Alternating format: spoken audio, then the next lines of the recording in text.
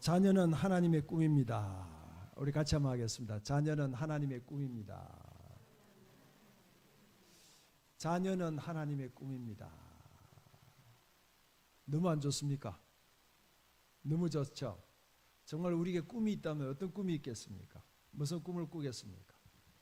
어떤 여인들이 이렇게 모여서 한 집에 모여서 이렇게 이런저런 이야기를 하기를 시작합니다. 하다 보니까 여인들이다 보니까 그죠? 자연히 뭔 이야기를 하겠습니까? 자기가 가지고 있는 폐물을 자랑하기 시작합니다. 이거는 다이아입니다. 이거는 사파이어입니다. 이거는 금부츠입니다 하면서 자기들이 가지고 있는 보석을 막 자랑하기 시작했습니다. 근데 그 집 주인을 가만히 보니까 보석이 없거든요. 또 남편도 먼저 세상을 떠났어요. 그래서 이 부인들이 조금 겸연쩍으면서 하는 이야기가 아이고 당신은 뭐 보석이 있습니까? 하고 물었습니다. 이 여인이 주저하시더면 저 뒤로 가서요. 그죠? 그 자기 아들 둘을 뜩 안고 나오는 거예요. 그러면서 하는 이야기가 이 두 아이가 나의 보석입니다. 그랬다지 않습니까? 그 사람이 누구냐면요.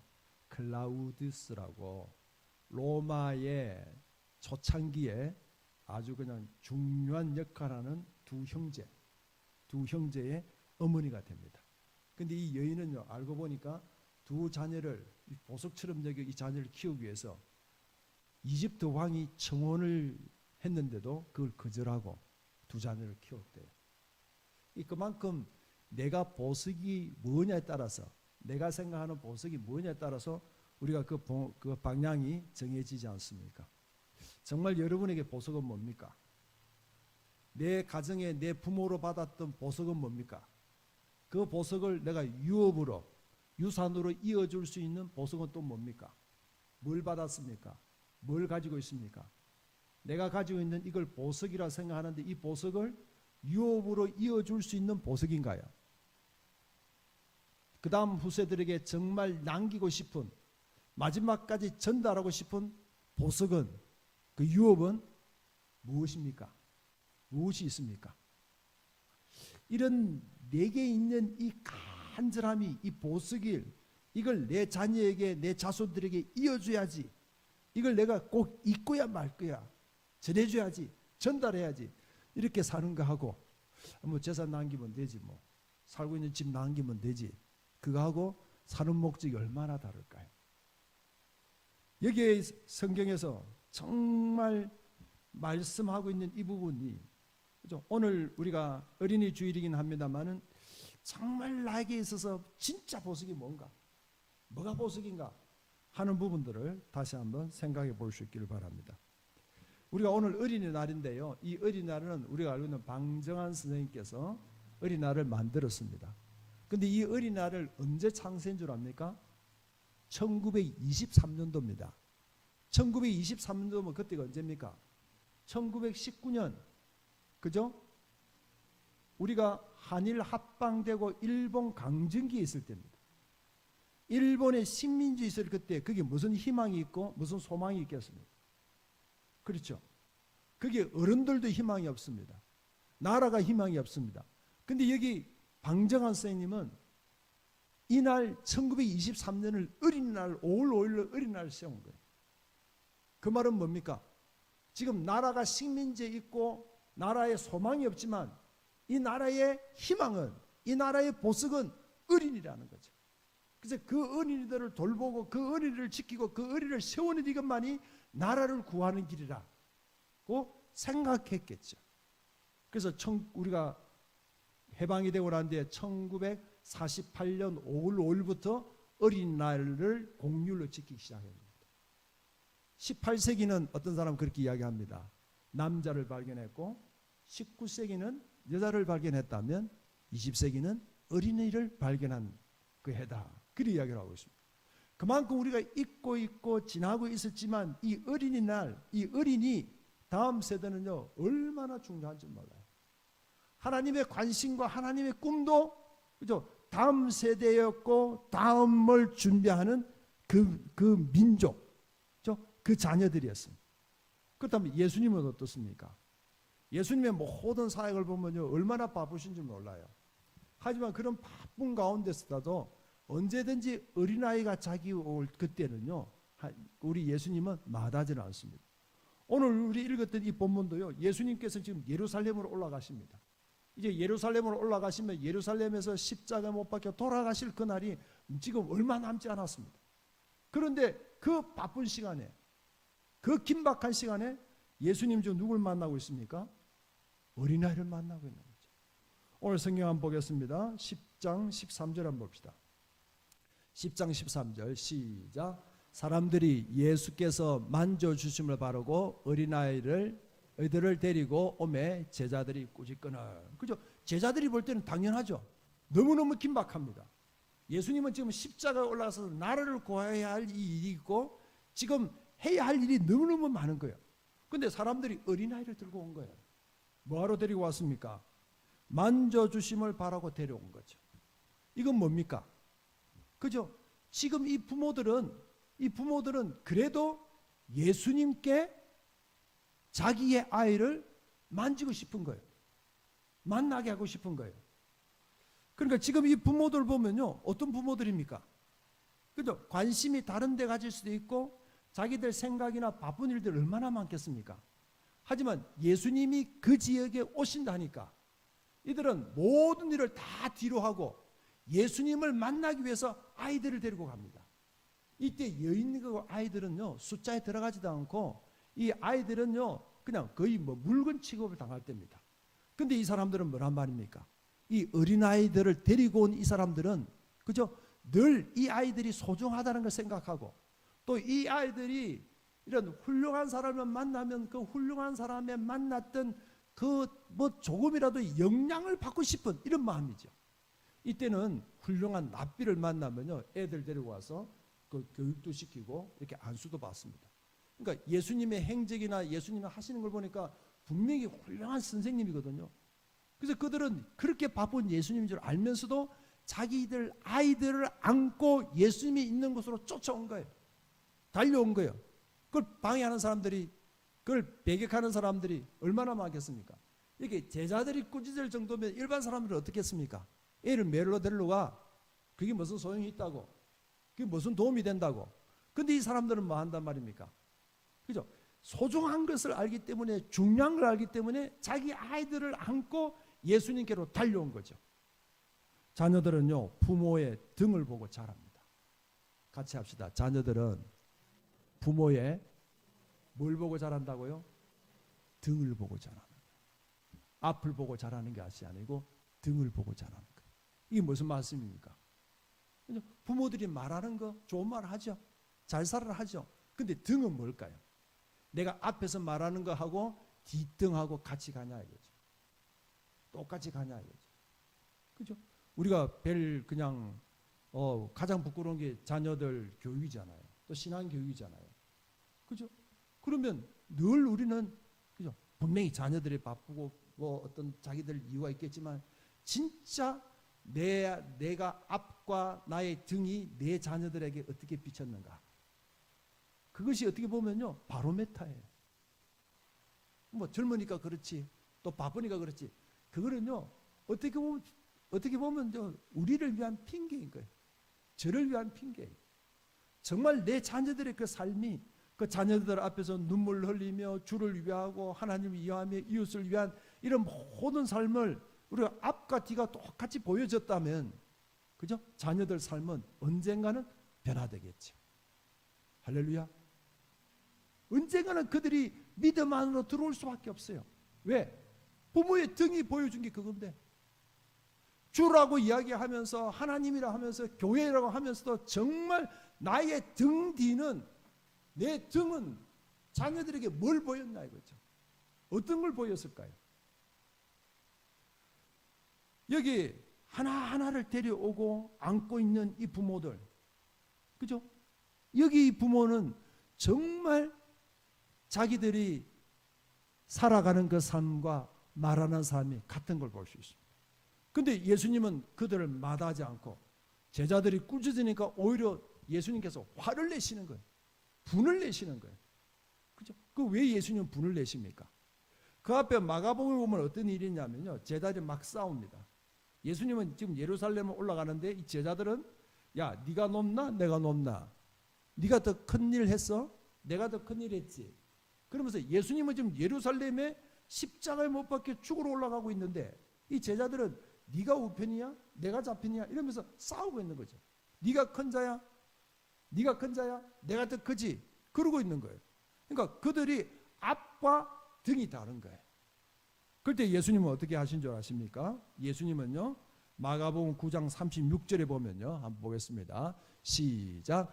어린아이 하나를 데려다가 그들 가운데 세우시고 안으시며 제자들에게 이르시되. 어린아이 하나를 데려온 거죠. 예수님은 지금 제자들이 막 싸우고 있습니다. 그걸 예수님께서 몰랐겠습니까? 그러면 예수님께서 그 자리에서 야, 조용히 해라. 지금 뭐 하고 있는 거야? 지금 싸울 때냐? 크고 작은 것을 따질 때냐? 그때가 아니지 않느냐? 하고 화를 낼 수도 있잖아요. 또 예수님께서 다른 걸 가지러 가실 수 있죠. 다른 그죠? 뭐 막대기를 하나 들고 갈 수도 있고, 그죠? 또 무언가 다른 걸 가질 수 있잖아요. 근데 예수님이 가셔서 데리고 온 그것은 누구란 말입니까? 어린아이라는 거죠. 제자들이 막 싸우다 예수님 어디를 가시니까 그들은 신기해서 볼 거 아니에요. 예수님 어디 가시지? 뭐 하시지? 그리고 예수님이 오시는데 아주 어린아이 하나를 데리고 옵니다. 그리고 그 어린아이를 어떻게 합니까? 한가운데 세웁니다. 세우면서 뭐라고 말씀하고 있습니까? 누구든지 이 어린아이 같지 않으면 천국에 결단코 들어갈 수 없다. 그러니까 이 어린아이 같이 하나님 나라를 받아들이지 않으면 천국과 상관이 없다고 이야기를 하고 있습니다. 그만큼 예수님은 여러 가지 형태로 여러 가지 말씀하셨지만 왜 하필 어린아이 하나를 거기 세웠을까요? 그죠? 그만큼 이게 또 마태복음 18장 3절에 보면 같은 말씀인데 돌이켜 그래요. 돌이키란 말은 완전히 뒤집지 않으면, 네가 지금 가고 있는 그 길에서 완전히 돌아서지 않으면 천국하고는 상관이 없다. 그 말씀하시는 거죠. 항상 성경에 보면요, 이 어린아이에 대한 부분들을 우리가 얼마나 쉽게 발견할 수 있는지 모릅니다. 엘리 제사장입니다. 그렇죠? 그 엘리 제사장, 이 엘리 제사장이 어마어마합니다. 모든 이런 이스라엘의 예배를 다 주관하는 큰 제사장, 제일 큰 제사장이 엘리 제사장입니다. 그런데 그 엘리 제사장에게 하나님은 나타나지 않으시고요, 말씀하지 않으시고 누구에게 나타납니까? 사무엘, 어린 사무엘입니다. 어린 사무엘. 이제 갓 의무에 젖을 땐 이 어린 사무엘에게 하나님이 나타나십니다. 사무엘아, 사무엘아 부르지 않습니까? 부를 때 사무엘은 자기를 부른 줄 몰라요. 그래서 엘리 제사장이 부른 줄 알고 쫓아가니까 엘리 제사장이 뭐라고 이야기합니까? 야, 이번에 부르면 그때는 하나님 내가 여기 있습니다 해라. 하나님이 너를 부르시는 겁니다. 엘리 제사장이 얼마나 부끄러운 줄 몰라요. 자기가 제사장이에요. 자기가 모든 이스라엘을 대표하는 제사장이에요. 그런데 자기에게 말씀하지 않고 어린 사무엘에게 찾아와서 두드리시는 거예요. 어린아이를 세우시는 거예요. 또 보세요. 사울 시대에 보세요. 블레셋이 쳐들어왔습니다. 사울은요 얼마나 큰 왕인지 모릅니다. 이스라엘의 초대 왕입니다. 그리고 블레셋과 싸울 때 이 사울이 얼마나 힘이 센 장수인 줄 모릅니다. 그런데 골리앗이 쳐들어왔을 때 이 힘이 있는 장수들, 정말 기라슨 같은 왕을 비롯한 수많은 장군들은 쩔쩔매고 있습니다. 그런데 거기에 누가 등장합니까? 어린아이 다윗이 등장합니다. 다윗은 갑옷을 입을 수가 없습니다. 칼을 들을 힘도 없습니다. 뭐합니까? 자기 호주머니에 있는 돌멩이 몇 개 들고 골리앗에 쫓아갑니다. 누굴 세웠단 말입니까? 어린아이를 세웠다. 그죠? 그 중심에 우리가 생각하는 그 큰 것이 있는 게 아니란 말이죠. 정말 그 중심은 하나님과 함께하는 그 어린아이를 찾으시는 거죠. 안식일에 예수님께서 회당에 들어갔습니다. 많은 사람들이 거기서 예수님 말씀을 주목하고 있습니다. 그럴 때 예수님께서 그 안식일 날, 그죠? 여러 사람을 둘러보면서 한 사람을 세웁니다. 여보시오, 좀 일어서세요 하고 그 사람을 한가운데 세웁니다. 그 사람이 누굽니까? 손이 마른 자죠. 손이 말라서 인생이 말라 비틀어졌고 삶이 비틀어졌고 생각이 비틀어졌고 모든 게 비틀어져 있는 그 사람을 예수님은 한가운데 세웁니다. 그리고 네 마른 손을, 그죠? 오른손을 왼손에 고 네 말라있는 그 손을 내밀으라. 할렐루야. 정말 하나님께서 한가운데 세웠던 자가 누구며 예수님께서 한가운데 세우는 자가 누구라는 것을 우리가 분명히 말씀을 통해서 확인해야 됩니다. 우리는 큰 걸 찾고 있어요.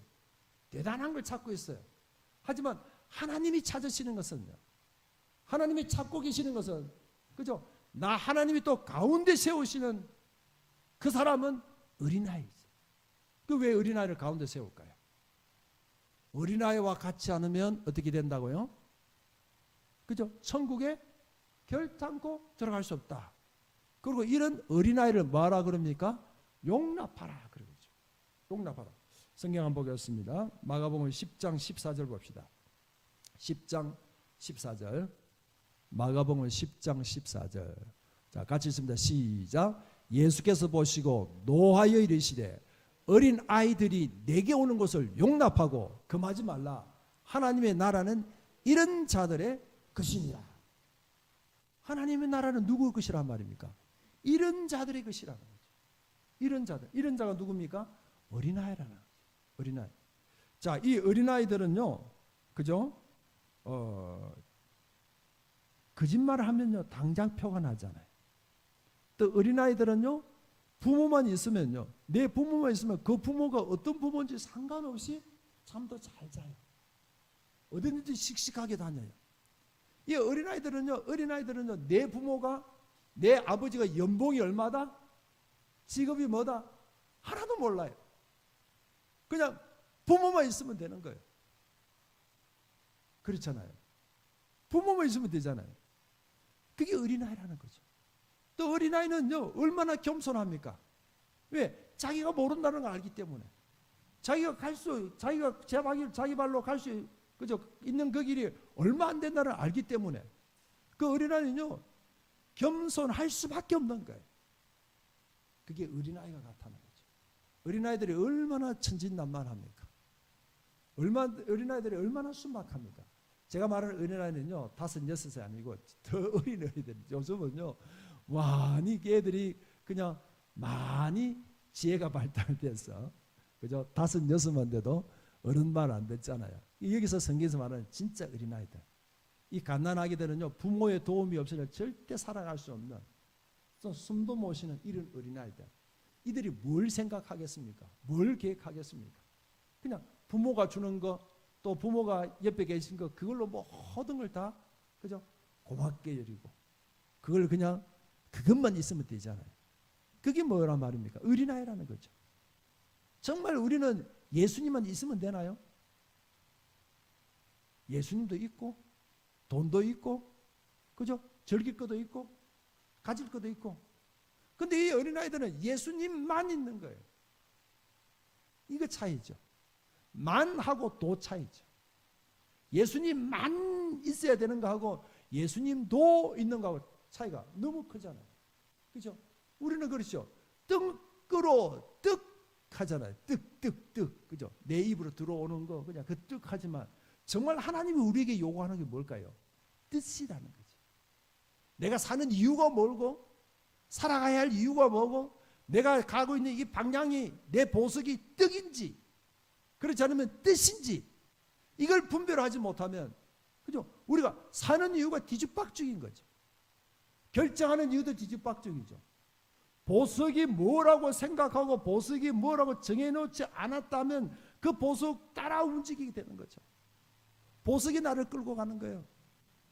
내가 생각하고 있는 그 보석이 나를 끌고 가고 있고, 나를 붙잡고 있고, 나를 꼼짝하지 못하게 꽉 메어놓고 있는 것이, 그것이 우리의 보석이죠.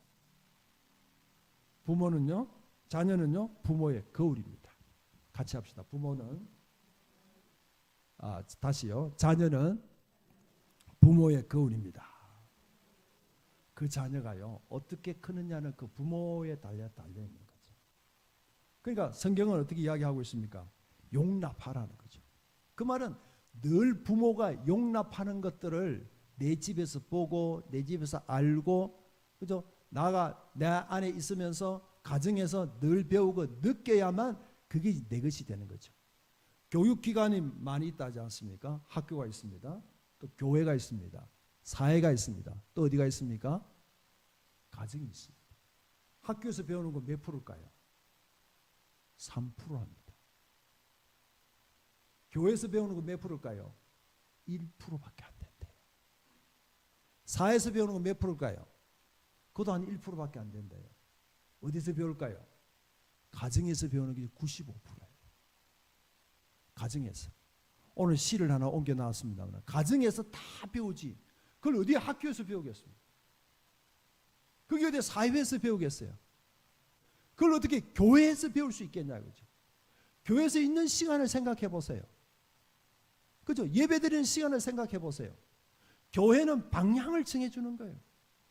그죠? 진짜 배우는 거는 가정에서 배워야 되는 거죠. 그래서 부모가 자녀의 거울이란 말이 그 말이에요. 부모를 그대로 보고 따라하는 거예요. 오늘 밴드에 보면요, 그 동영상을 한번 옮겨 놨습니다. 한번 그 참고로 하시면 될 건데요. 이런 자녀들을 한 세 분류로 나누어서 한 팀에게는요, 방에 딱 들어와서 사람이 막 공격하는 거, 인형을 공격하고 부수고 때리는 걸 보여주게 합니다.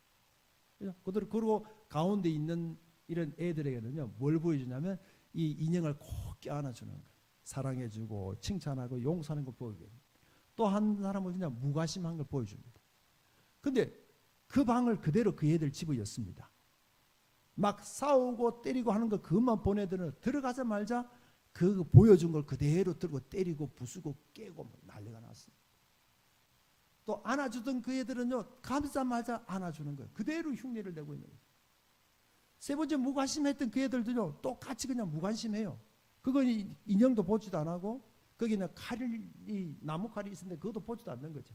이게 뭐냐 이거죠. 거울이라는 거죠. 그러니까 용납하라는 이 부분도 우리가 내 안에서 내 가정 안에서 용납을 배우지 못한다면, 용납을 경험하지 못한다면, 용서를 경험하지 못한다면 그거 배울 데가 없어요. 그래서 예수님은 내게 오는 것들을 용납하라. 예수님이 화를 내신 게 언제 화를 내셨습니까? 지금 화가 난 거예요. 분을 내시는 거예요. 그죠? 예수님이 불쩍불쩍 뛸 때가 언제였습니까? 성경에 예수님께서 화가 나서 그냥 막 이렇게 주먹이 올라오는 이럴 때가 있었나요? 여기서 그렇다는 거죠. 그 실례가 있는데요. 어떤 아이가 하나 있습니다. 집이 너무너무 가난했습니다. 그래서 이것저것 준비를 못하고 학비도 제대로 못 냈습니다. 그래서 미술 시간인데 준비물이 없었습니다. 그래서 이날도 할 수 없이 그냥 준비물 없이 그냥 갔습니다. 그런데 선생님이 불러냅니다. 그러면서 얘를 막 때립니다. 혼을 냅니다. 그러면서 하는 이야기가, 야 이놈아, 없으면 훔쳐서라도 와야지. 훔쳐서라도 가져와야지 하고 소를 칩니다. 그것이 그 머리에 박입니다. 콱 들어왔습니다. 그가 누군 줄 압니까? 지존파 두목이었어요. 잡히면 죽였습니다. 그냥 인간 살인 공장을 만들어냈습니다. 용납을 배울 데가 없는 거죠. 없으면 훔쳐서도 오고 없으면 뺏어라도 가져와야지. 그 말이 그의 인생을 뒤집어 놓은 거예요. 또 하나가 있습니다. 직장을 실패합니다. 가는 것마다 그를 받아주지는 않습니다. 근데 엄마가 그렇게 이야기합니다. 야야, 그래도 좋지 않은 일이 있어도 하나님은 언젠가 선한 일로 너를 그냥 이끌으실 거야. 괜찮아. 힘들겠지만 좋은 일이 있을 거야. 그럽니다. 그애가 이곳저곳을 막 다닙니다. 다니다 정말 자기가 일하고 싶었던 그 일이 없고 그냥 우연히 보니까 아나운서 모집하는 데 있습니다. 거기 들어가게 됩니다. 아나운서를 하다가 배우가 됩니다. 배우가 되면서 이쪽 저쪽 사람을 만나기 시작하다가 드디어 그가 정치에 발을 들여놓습니다. 그가 누군 줄 압니까? 레이건 대통령입니다. 레이건 대통령입니다. 그러니까 용납을 배운 거하고 용납을 배우지 못한 거하고, 부모가 자녀들 앞에서 거울로 보여준 것과 보여주지 못한 차이가 이렇게 크게 차이가 나는 거죠. 용납은 뭡니까? 안아줍니다. 그죠? 내 자녀가 정말 잘못했을 때 그걸 안아주는 거죠. 용서해 주는 거죠. 품을 수 있는 거죠. 이 안아줌에 대한 부분들은요, 많은 부분들을 이야기를 할 수 있겠죠. 근데 그 동영상에 그 회자되는 부분이 어떤 부분이냐면요, 두 쌍둥이가 태어났는데 그저 하나에는 건강한데 하나에는 죽게 되었습니다. 어떤 수단과 방법을 다 해도 이제 현대 어술로는 이해가 살 수가 없습니다. 그래서 간호사가 그러면 안 되는데 인큐베이터 안에 있는 죽어가는 그 애를 마지막으로 자기 언니하고 같이 있으라고 그저 한테 옮겨 놓습니다. 근데 그 동영상 보면요, 이 그냥 다 죽어가는 애가 이 팔을 언니에게 기댑니다. 언니도 그 팔을 들여서 이렇게 안습니다. 근데 기적이 거기서 일어납니다. 멈췄던 심장이 뛰기를 시작합니다. 창백했던 그 얼굴이 회복되기 시작합니다. 둘 다 살았어요. 그러니까 이런 작은 것 하나지만 이런 안아줌 하나가, 용납 하나가 격려고 사랑이고 힘이고 그 안아줌이 그 생명을 살려내는 길이라는 것을 우리에게 보여주고 있습니다. 부모는 자녀의 머리라고요? 거울이라고. 그래서 이 부모들은 지금 보세요. 그걸 알기 때문에 이 어린아이를 데리고 와서 예수님께 만져주기를 기다리고 있습니다. 다른 걸 기대하고 있는 것이 아니죠. 만져주기를 바라고 오고 있는 이 부모들의 이 모습을 우리가 꼭 한번 기억할 수 있기를 바랍니다. 자, 오늘 그 결론 부분인데요. 이 자녀들은 하나님의 꿈입니다. 같이 합시다. 자녀는 하나님의 꿈이다. 정말 하나님이 자녀를 우리에게 보내주셨을 때는요, 그죠? 이 자녀들과 함께 그냥 잘 먹고 잘 살고 세상 살다가 오라, 그것도 있겠지만 정말 이 자녀들을 통해서 진짜 하나님의 꿈을 펼치고 싶은 거예요. 세상에 있는 많은 사람들이 아니라 진짜 살아있는 그 한 사람, 생명력 있는 그 한 사람, 그 한 사람이 세상을 구원한다는 걸 하나님 아시는 거예요. 수많은 무리들이 아니라 정말 나에게 보내준 그 한 사람, 그 한 사람만 하나님의 사람으로 회복된다면, 하나님이 계획하신 것을 그것을 안다면 그 자녀를 통해서 하나님의 꿈이 펼쳐지는 거예요. 아까 다윗 이야기를 했습니다. 다윗은 집에서 뭡니까? 막내입니다. 사무엘이 이세 집에 온다 했습니다. 이세가 누굽니까? 다윗의 아버지. 자녀들이 7, 8명 쫙 있습니다. 근데 그 집에 사무엘이 옵니다.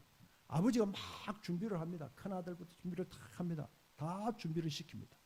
근데 아버지 이세가 생각해도 다윗은 제목이 안 됩니다. 별 볼 일이 없습니다. 그래서 야야, 형들이 사무엘 선지자를 만날 동안 너는 저기 가서 양을 치고 있으라 하고, 그죠? 다윗을 양치로 보냅니다.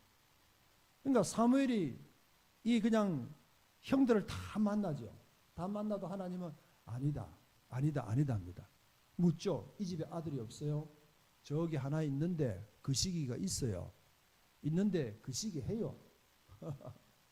그 시기 데리고 오라 그러지 않습니까? 그게 누굽니까? 그게 다윗인 거예요. 이 정말 그죠? 그 나라를 대표하는 사무엘이 왜 그 이세를 만나러 갔을까요?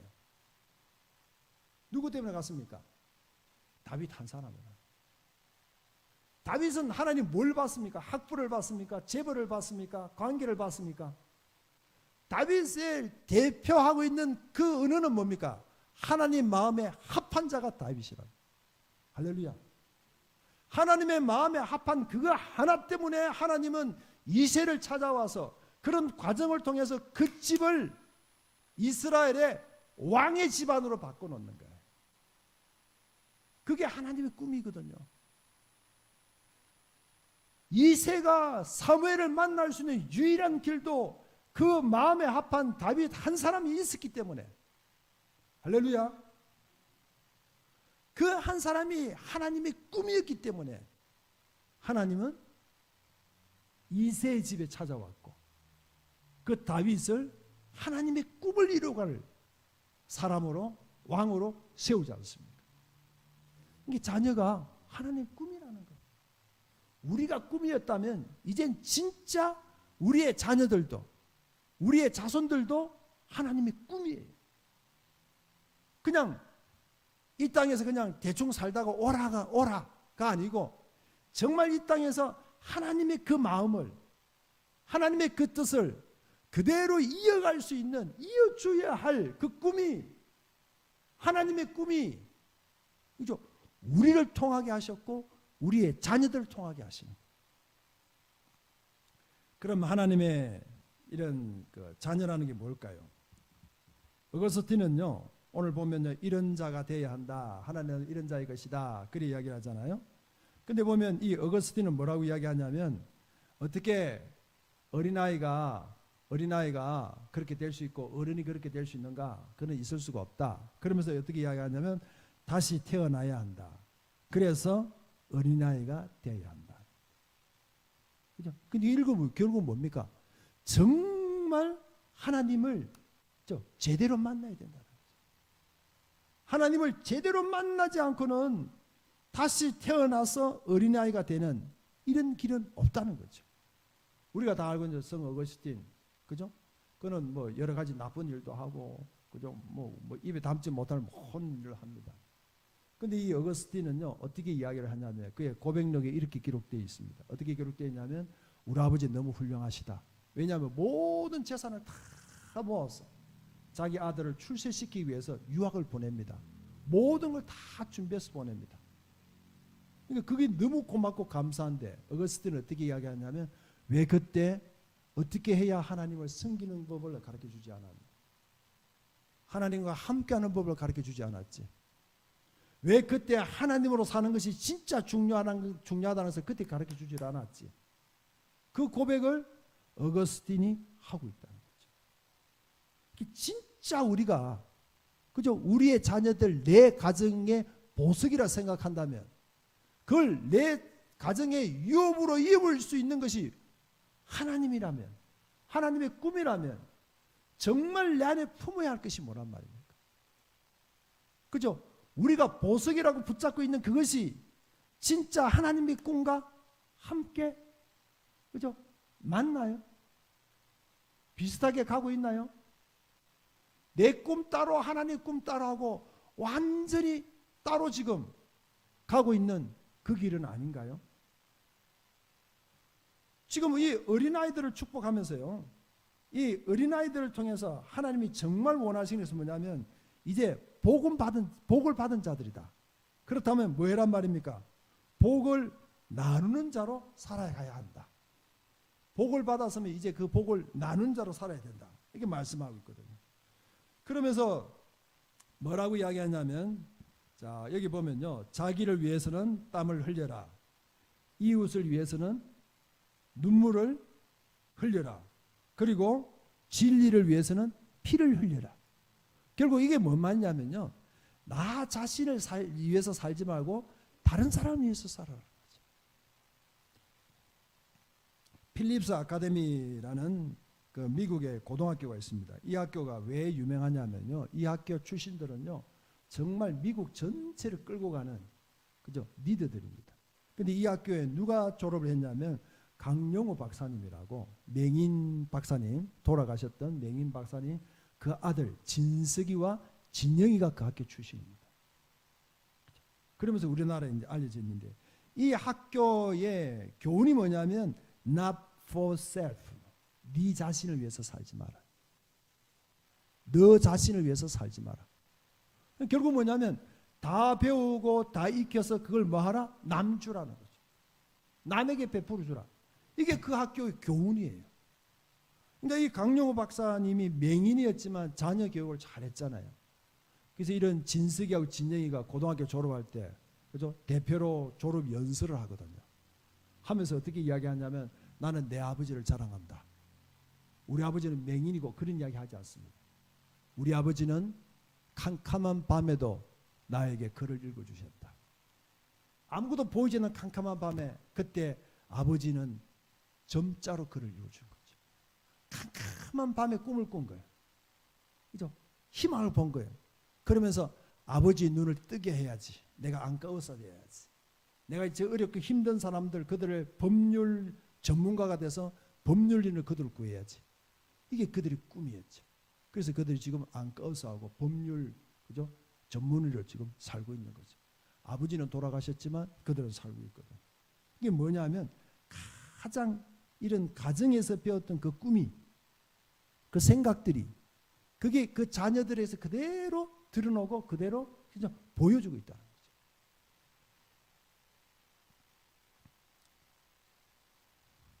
마지막 질문 한번 드립니다. 세상에서 가장 비싼 자본이 묻혀 있는 곳은 어디입니까? 가장 비싼 자원이 묻혀 있는 곳은 어디입니까? 그게 어디예요? 비싼 자원이 뭐겠습니까? 그건 무덤이라. 무슨 말입니까? 아까운 사람들이 꿈을 펼치지도 않고 하나님의 꿈을 펼치도록 지었던 그 하나님의 형상들이 그냥 제대로 살지도 못하고 그냥 받았던 그 복을 나누지도 못하고 어디에 있다 갔단 말입니까? 무덤으로 가 있다. 가장 비싼 자원이 묻혀 있는 곳이 무덤이라. 로마인들은요, 자녀들에게 뭘 물려주는 줄 압니까? 칼을 물려준대요. 근데 유대인들은요, 뭘 물려줍니까? 성경을 물려줍니다. 그들은 그렇게 이야기합니다. 성경은 용서다. 성경 말씀은 세상을 이기는 힘이다. 유대인들이 지금 살고 있는 거 보세요. 그죠? 전 세계를 그죠? 말씀으로 살려고 몸부림치고 있는 그들의 모습입니다. 디모데후서 3장 15절 17절. 이건요, 바울이 자기의 아들 같은 디모데에게 유언처럼 이야기했던 말씀 중에 하나입니다. 이걸 읽고 마치도록 하겠습니다. 같이 읽겠습니다. 시작.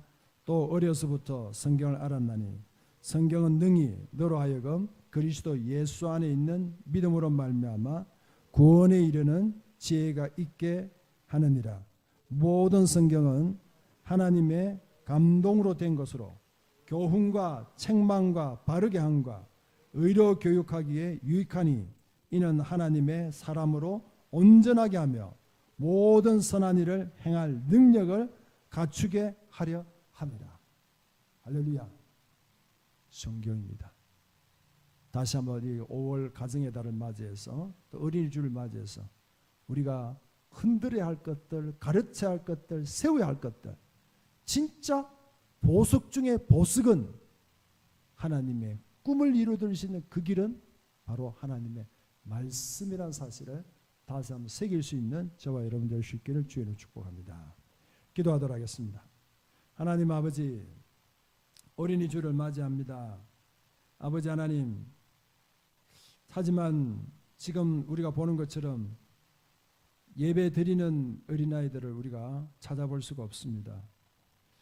이런 현실이 앞으로 한국 교회의 현실을 우리가 미리 보고 있는 것 같습니다. 정말 하나님 우리에게 꿈을 주셨고 이 생명들을 이어게 하셨고 이 생명들을 통해서 다음 세대를 아버지 하나님 세우라고 말씀하셨는데 주님, 우리가 할 수 있는 것이 너무 적습니다. 할 수 있는 부분이 너무 없습니다. 하나님 도와주시옵소서. 주님 불쌍히 여겨주시옵소서. 정말 우리 가정에서 내 자녀들, 내 자손들이라도 아버지 하나님 말씀으로 세우게 하시고 말씀으로 양육하게 하시고 그것 때문에 아버지 눈물 흘리며 다시 가정의 예배가 회복되며 아버지 기도가 회복되는 은혜를 주께서 더하여 주시옵소서. 하나님이 없는 중등교육은 작은 도둑들을 만들고 하나님이 없는 고등교육은 고등의 도둑을 만든다고 링컨이 이야기했던 걸 기억합니다. 아버지 하나님, 하나님의 사람으로 만들게 하시고 하나님의 꿈을 실현시켜드리는 주여 우리가 되게 하시고 남아있는 우리의 삶이 되게 하여 주시옵소서. 그리하여 하나님의 꿈을 이루어드리며 하나님이 꿈꾸시는 것처럼 내 가정이 꿈을 꾸는 가정 되게 하시고 우리 교회가 꿈이 있는 미래가 있는 다음 세대가 있는 이런 한국교회 우리 덕정로 교회가 될 수 있도록 주께서 도와 주시옵소서. 예수님 이름으로 기도드렸습니다.